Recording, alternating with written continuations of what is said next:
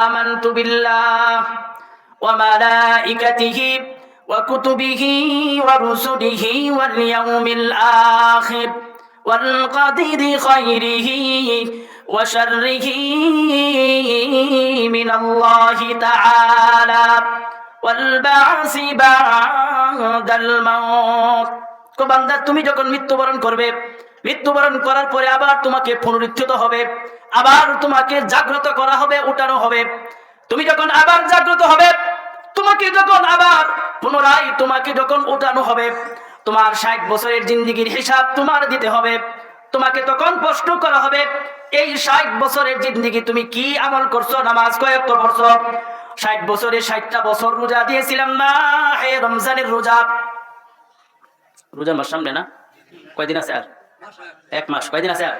তোমাকে মাহে রমজানের রোজা দিয়েছিলাম। 60 বছরের 20-15 বছরে যদি মাইনাস করো, তাহলে এই এত দিনের রোজা তুমি কয়বার পালন করেছো? তোমার আমার জিন্দেগির হিসাব তোমার দিতে হবে। প্রাথমিক যে হিসাবটা দিতে হবে কবরের মধ্যে, এরপরে ফাইনাল হিসাব তোমার দিতে হবে মালিকি ইয়াউমিদ্দিন। কোন দিন বলেন? কোন দিন? ফাইনাল হিসাব তোমার আমার দিতে হবে মালিকি ইয়াউমিদ্দিন, বিচার দিনের দিন। আল্লাহ প্রশ্ন করবেন, কি করছো বলো? জিন্দেগি তুমি কিভাবে কাটাইছো তুমি বলো। ও ভাই, আপনারা এখানে যারা আছেন সবাই আমার পরিচিত, অনেকেই পরিচিত, আপনারা আমাকে চিনেন, আমি আপনাকে চিনি। এটা যেরকম সত্য, এর চেয়ে 1000 গুণ সত্য হলো জীবনের হিসাব নিবেন আল্লাহ। কে নিবেন? বলেন, কে নিবেন? সূরা মুতাফফিফিনের ভিতরে রব্বুল আলামিন বলেন, ইয়াউমা ইয়াকুমুন নাস ইয়াউমা ইয়াকুমুন নাসু লিরাব্বিল আলামিন। আল্লাহ বলেন, হে মানুষ, কিভাবে তুমি আমার সামনে দাঁড়াবে? একটু চিন্তা করো, তুমি আমার সামনে কিভাবে দাঁড়াবে? এই পরিমাণ অন্যায় নিয়ে তুমি যদি মৃত্যুবরণ করো, একটু চিন্তা করো, বানাইছে আমাকে কে? মনোযোগ চাই, কে বানাইছেন? আমাকে বানাইছেন আল্লাহ। জমিন বানাইছেন আল্লাহ, আসমান বানাইছেন আল্লাহ, আমাকে হায়াত দিয়েছেন আল্লাহ, আমাকে জীবন দিয়েছেন আল্লাহ, সুস্থতার নিয়ামত দিয়েছেন আল্লাহ, অসুস্থতাও দিয়েছেন আমার রব আল্লাহ। সব যিনি দিয়েছেন, আমাকে হিসাব দিতে হবে তার সামনে দাঁড়াইয়া তুমি কি জীবনে করেছ। না দিতে হবে না? কি মনে করে দিতে হবে না? তাফসীরে কাসীরের ভিতরে আছে, বিশ্বনবী জনাব রাসূলুল্লাহ সাল্লাল্লাহু আলাইহি ওয়াসাল্লামের এক সাহাবী নাম ছিল বশীর গিফারী রাদিয়াল্লাহু আনহু। বশীর গিফারী রাদিয়াল্লাহু আনহুকে লক্ষ্য করে নবী আমার বলেন, এ বশীর, তুমি ময়দানে মাহশরে বিচারালয়ে আদালতের ময়দানে তোমাকে যখন ডাক দেওয়া হবে, ইয়াউমা ইয়াকুমুন নাস ইয়াউমা ইয়াকুমুন নাস লিরাব্বিল আলামিন, তুমি যে আখিরাতে রবের সামনে যে দাঁড়াবে, লিরাব্বিল আলামিন, তুমি যে এই বিশ্ব প্রতিপালকের সামনে যে তুমি দাঁড়াইবে, এ বশীর, বশীর রে, ওই দিন তুমি কি জবাব দিবে?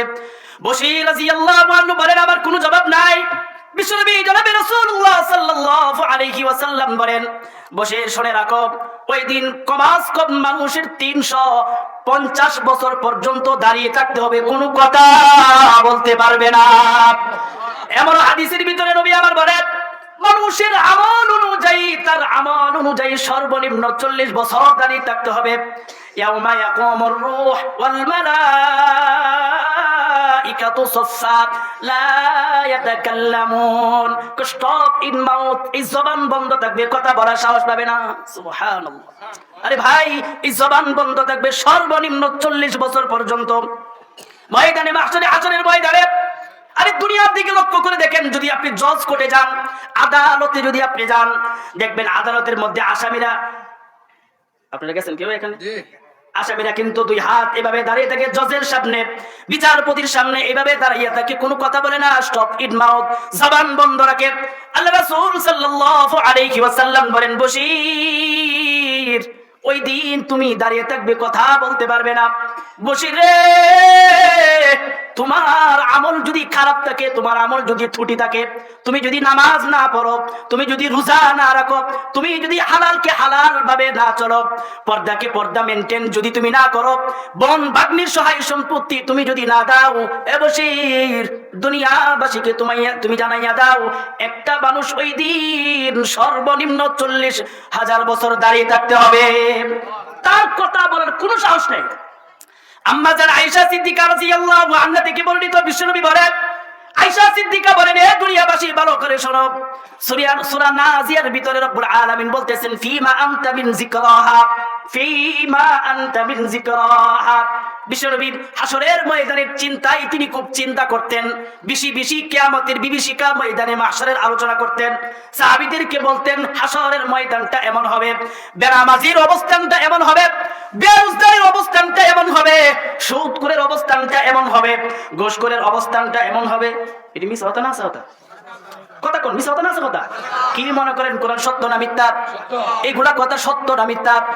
বিশ্বনবী জনাবে রাসূলুল্লাহ সাল্লাল্লাহু আলাইহি ওয়াসাল্লামের সবচেয়ে প্রিয়তম যে স্ত্রী হযরত আয়েশা সিদ্দিকা রাদিয়াল্লাহু আনহা, তিনি বলেন, আমি লক্ষ্য করে দেখছি আমার নবী, আমি লক্ষ্য করে দেখছি আমার প্রিয়তম স্বামী জনাবে রাসূলুল্লাহ সাল্লাল্লাহু আলাইহি ওয়াসাল্লাম মাঝে মধ্যে রাতে বিছনা ছেড়ে দিতেন।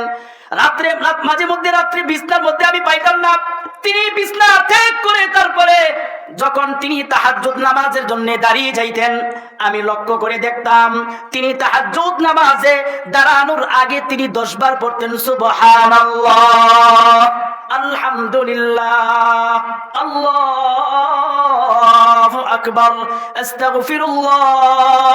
আবার তিনি পড়তেন, আল্লাহুম্মা গফিরলি ওয়াহদিনি ওয়ারযুকনি ওয়াআফিনি। তাফসীরে কাসীরের ভিতরে জনাবে রাসূলুল্লাহ সাল্লাল্লাহু আলাইহি ওয়াসাল্লামের হাদিস এনেছেন, তিনি কিয়ামতের এই অবস্থার জন্য তিনি আস্তাগফিরুল্লাহ, দুরূদ শরীফ, ইস্তিগফার বেশি বেশি পড়তেন। কে পড়তেন? সব বলেন, কে পড়তেন? আবার বলেন, কে পড়তেন? আর তুমি আমি কি করি? তুমি আমি কি করি? বিশ্বনবী জনাবে রাসূলুল্লাহ সাল্লাল্লাহু আলাইহি ওয়াসাল্লাম বলেন, শোনো, ইয়াউমা ইয়াকুমুন নাস, এ মানুষ একটু চিন্তা করো, তোমার সামনে রব দাঁড়াইয়া থাকবে, তোমার সামনে রব উপস্থিত থাকবে, ওই দিন তোমাকে প্রশ্ন করবে, কি জবাব তুমি দিবে? ইয়াউমা ইয়াকুমুন নাস লিরাব্বিল আলামিন, ওই দিন তুমি কি জবাব দিবে? তাফসীরের ভিতরে আছে, মানুষের যদি এতটুকু চিন্তা থাকতো, এতটুকু চিন্তা যদি মানুষের থাকতো, আমি রবের সামনে দাঁড়াবো, আমার ফুজি কি নিয়ে দাঁড়াবো, আমার কি অবস্থাটা হবে, আমি আমার রবের সামনে কিভাবে আমি মুখ দেখাবো, কিভাবে আমি আমার রবের সামনে দাঁড়াবো, আমার ওই দিন আমি আমার রবের সামনে কিভাবে দাঁড়াবো, এই চিন্তা যদি মানুষের থাকতো, কোনোদিন মানুষ পরের সম্পদ খাতো? পরের সম্পদ খাইতো? বুনিয়াদুত তালিবিন একটা কিতাবের নাম, বুনিয়াদুত তালিবিনের ভিতরে আসছে, লেখক তিনি নিজেই নোট করতেছেন, নিজেই লিখতেছেন। লেখক বলতেছেন, শোনো, আমি এক মসজিদের ইমাম ছিলাম, খুব সংক্ষেপ করে বলতেছি। লেখক বলতেছে, আমি এক মসজিদের ফানজাগানা মসজিদের ছোট্ট একটা মসজিদের ইমাম ছিলাম। 3 দিন যাবত আমার কোনো খাবার নাই, পেটে ক্ষুধা। 3 দিন যাবত যখন পেটে ক্ষুধা, আমি পেটের ক্ষুধা নিয়ে তারপরে নদীর তীরে, নদীর গাঙ্গের ফাঁক দিয়ে হাঁটতেছি। কের ফারে? নদীর তীর দিয়া, নদীর কিনার দিয়া, গাঙ্গের ফাঁক দিয়া যখন হাঁটতেছি, হেঁটে যাচ্ছি, পেটের মধ্যে ক্ষুধা, হঠাৎ করে দেখি বুনিয়াদুত তালিবিনের ভিতরে আসছে, নদীর স্রোতের বাউ দিয়া, নদীর স্রোত দিয়ে একটা ফল ভেসে আসতেছে।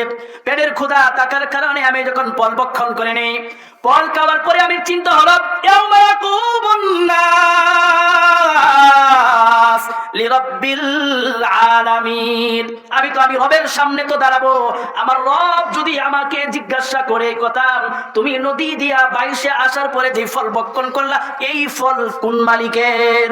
এটা তো তোমার ছিল না। আমাকে যদি আমার রব, কার সামনে দাঁড়াবো? আমরা দাঁড়াইতাম না, এই কয়টা ভাষা মানুষ দাঁড়াইতো না, আরে দাঁড়াইবো, আসলে দাঁড়াইবো। চিন্তা হয়, বিষয়টা চিন্তা হয়। ইয়াউমা ইয়াকুমুন নাস লিরাব্বিল আলামিন, তিনি বলেন, আমার তখনই একটা মনে পড়ে গেল, আমি কি জবাব দিব? আমাকে যদি আমার রব জিজ্ঞাসা করে, এই যে ফল বেঁচে যাচ্ছে, তুমি কেন ভক্ষণ করলা? এই ফলের মালিক তো তুমি না। আজকে আমরা আরেকজনের ফলের গাছ থেকে যে পরিমাণ খাচ্ছি তো নিচ্ছি, দিনে নেই, রাত্রে নেই, চুরি করে নেই, কয়া নেই, না কয়া নেই, ধান ক্ষেত থেকে ধান কেটে এরপরে সার গরু বাছুরে খাওয়াই না। আরেকজনের সম্পদ ইচ্ছা করে খায়, কোনোদিন চিন্তা নাই। তিনি বলেন, এরপরে যখন আমার চিন্তা চলে আসলো, আমি নদীর স্রোতের উল্টো দিকে চলে যাই, দেখি এই গাছের মালিকের, গিয়া দেখি গাছের মালিক আমি পাই না। একটা গাছ, অনেকবার আপনারা শুনে থাকবেন এই ঘটনা, একটা গাছ নদীর তীরের মধ্যে, ডাল একটা নদীর মধ্যে হেলে রয়েছে। আমি লক্ষ্য করে দেখলাম এই ফলটা এই গাছ থেকে মনে হয় পড়েছে। আশপাশে মানুষকে জিজ্ঞাসা করলাম, ভাই এই গাছের মালিককে? আশপাশের মানুষ জনগণ আমাকে বলে দিল এই গাছের মালিক হলো শেখ আব্দুল্লাহ। নাম কি বললাম? এই গাছের মালিক হলো শেখ আব্দুল্লাহ। কোথাকার বাড়ি, কি তার পরিচয়, কেমন তার ব্যবহার, কি তার যোগ্যতা, কি সে করে, মানুষ থেকে জানার পরে শেখ আব্দুল্লাহর বাড়িতে গেলাম।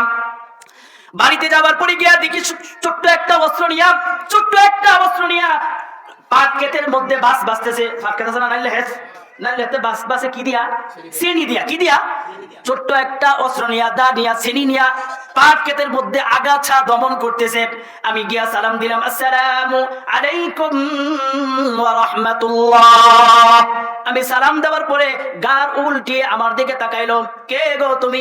তোমার সালামটা বড় চমৎকার, বড় সুন্দর তোমার সালাম। কে তুমি? কি জন্য আমার কাছে আসছো? এবার পলবক্ষণকারী আসামি, পলবক্ষণ করা কি? পলবক্ষণকারী আসামি ফল কাউন্নে বেড়া জবাব দেই, আমার নাম হলো শেখ আবু মুসা সালেহ জঙ্গি রহমতুল্লাহি আলাইহি। তোমার বাড়ি কই? আমার বাড়ি হলো এমক ইউনিয়নে, এমন থানা, এমন যারা, এই অবস্থা। কি করো তুমি? আমি করি। কিভাবে চলো? এইভাবে আমি চলি। কিসের জন্য আসছো? আসছে এই জন্যে, এই যে আশ্রমের বন্ধে একটা ক্ষেত দেখা যায়, ক্ষেতের পাড়ে যে একটা ফল গাছ দেখা যায়, এই ফল গাছের মালিক কয়? ফল গাছের মালিক আমি। ফল থেকে, গাছ থেকে একটা ফল পড়ে গিয়েছিল, নদীর স্রোত দিয়ে বেঁচে যায়। 3 দিন হলো পেটের মধ্যে ক্ষুধা, আমি কোনো কিছু খাই নাই। বুনিয়াদুত তালিবিনের ভিতরে আসছে লেখক, তিনি নিজেই বলতেছেন, আমি যখন তার কাছে বলি আমার এই অবস্থা, ফল খেয়ে ফেলেছি, এখন আমাকে মাফ করে দেন, তখন এই ব্যক্তি বলে, মাফ করা তো এত সোজা। কি কয়? মাফ করা এত সোজা? আমি একটু ফলে তো পেয়েছি, 3 দিন উপবাস ছিলাম। আমরা তো অনেক সময় বলি যে বিপদের সময় বিলে সবকিছু খাওয়া যায়, হয় না? তাই না? কই না? বিপদের সময়, কার বিপদের সময় ফের জান তো বাঁচানি লাগবে। জান বাঁচা কি বলেন? জান বাঁচা কি? এই ফরজের চিন্তাটা, জান বাঁচানো ফরজ, এই ফরজের চিন্তাটা যদি তারা করতো, তাহলে কি ইসলাম এই পর্যন্ত কয়টা ভাষা পর্যন্ত আইতো? কোন আসতো? সাহাবায়ে কেরাম রাদিয়াল্লাহু আনহুম আজমাইন না খাইয়া পেটের মধ্যে পাথর বেঁধে রেখেছে, এরপরেও কিন্তু অন্যের মাল কয় নাই। সবাই কয় না? হ্যাঁ, রোগ আছে গো। সাহাবায়ে কেরাম রাদিয়াল্লাহু আনহুম আজমাইন বলেন, আরে দুনিয়াবাসী শোনো, না খাইয়া পেটের মধ্যে পাথর বেঁধে রেখেছি।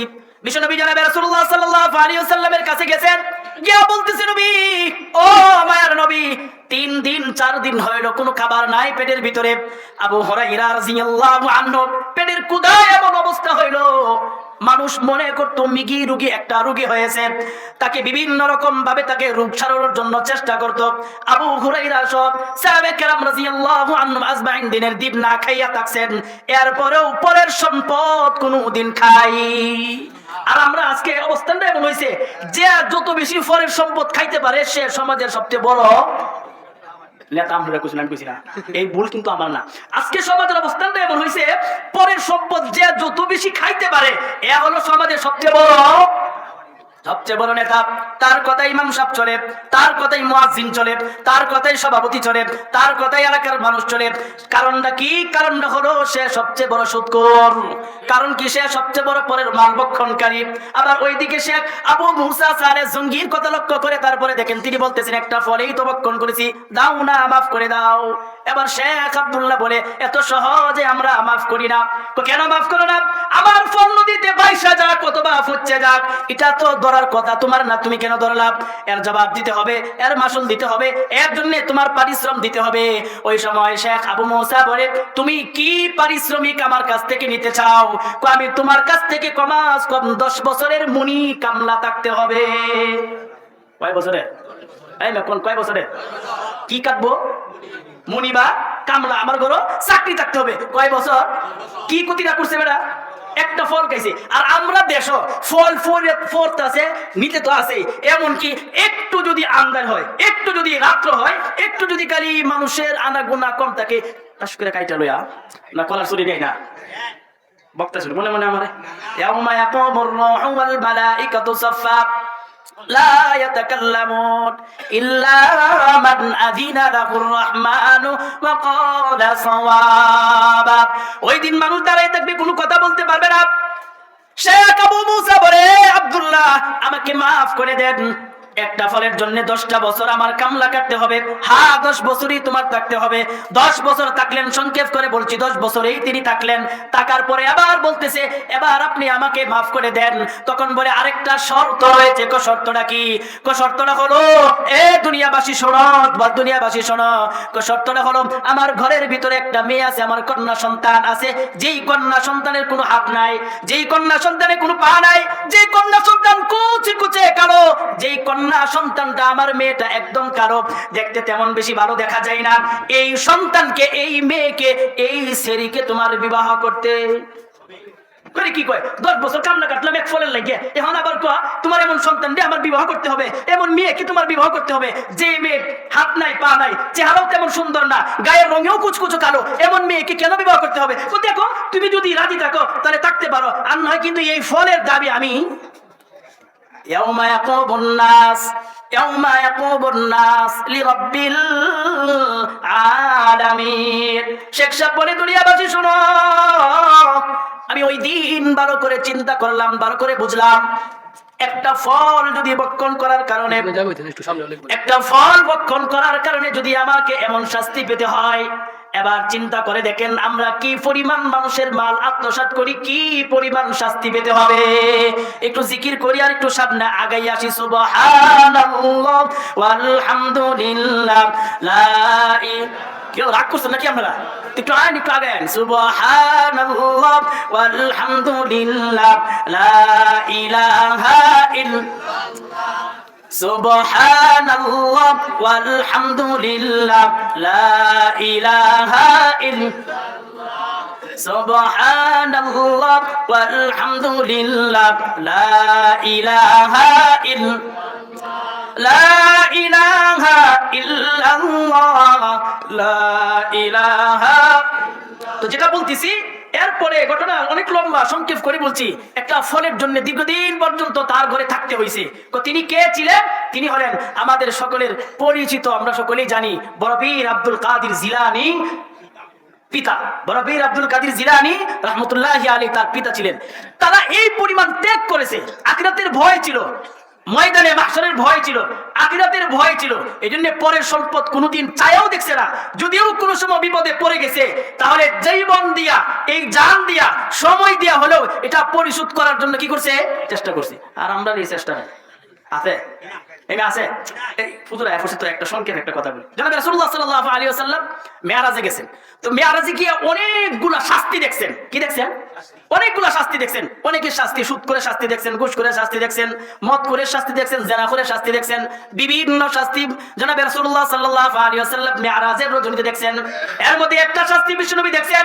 এক ব্যক্তি কিছু লাকড়ি একত্রিত করলো, জমা করলো, ভালো করে সুন্দর করে টাইট করে বাঁধ দিল, বান্ধিয়া মাথার মধ্যে নিচে ফোজা উঠাইতেছে, কিন্তু পারে না, আবার ফেলে দেয়, আবার বান খুলে, খোলার পরে আবার কিছু লাকড়ি একত্র করে জমা করে আবার বাঁধে, বাঁধে আবার শুনতেছেন কথা, শুনতেছেন কথা, আবার বাঁধে, একবার খুলে, খুইলা আবার কিছু দেয়, দিয়ে আবার টাইট করে বাঁধে, টাইট করে বাঁধে আবার চেষ্টা করে উপরে উড়াইতো, আবার চেষ্টা করে কি করো?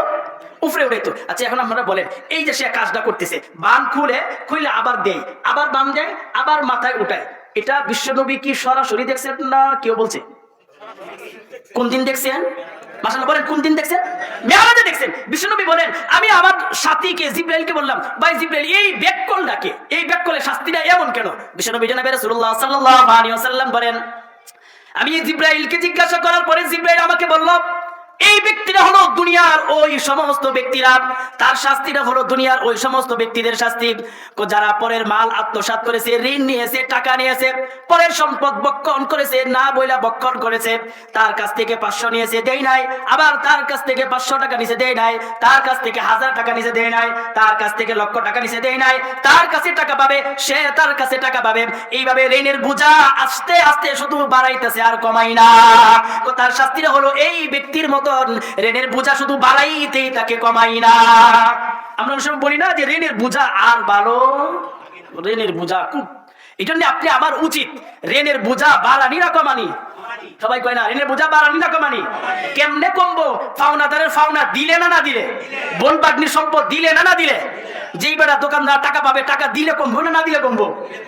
ভাই ভাই ভাইয়ের সম্পদ দিয়া দিই, বোন বাগনির সম্পদ দিয়া দিই, পাওনাদারের পাওনা দিয়া দিই। এক বেড়া 1 ফুট জমি পাবে, তুমি লাইন মে কাটতে কাটতে কাটতে কাটতে নিয়ে এই আরেক বেড়ার ক্ষেতের 1 ফুট 2 ফুট 3 ফুট নিয়ে ঢুকাইয়া দিছো। তোমার বাড়ি আমিন দিয়া মাপতে মাপতে মাপতে মাপতে আরেক বেড়ার ঘরের সীমানা পর্যন্ত গেছো গা। কারণ তোমার একটু পাওয়ার আছে, তোমার একটু জোর আছে, তোমার ছেলে সন্তান বেশি আছে, তোমার ভাইয়ের সংখ্যা বেশি আছে, এলাকার মধ্যে আত্মীয় স্বজন বেশি আছে, গায়ের জোর বেশি আছে।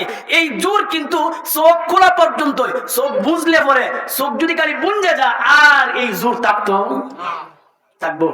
এই জন্য আপনি আমার বুঝা বাড়ানো দরকার না কমানো দরকার? বলেন বাড়ানো দরকার না কমানো দরকার? কারণ আমি কার সামনে দাঁড়াবো?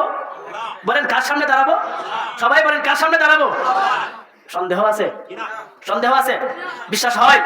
এই জন্য আমি আমার রবের সামনে দাঁড়াবো, দাঁড়াইয়ে আমার জীবনের হিসাব দিতে হবে। আল্লাহ আমাকে আপনাদেরকে সবাইকে রবের সামনে দাঁড়ানোর মতন আমল করার তৌফিক দান করুক, আমিন। ওয়া হাযা আখিরু দাওয়ানা আলহামদুলিল্লাহি রাব্বিল আলামিন।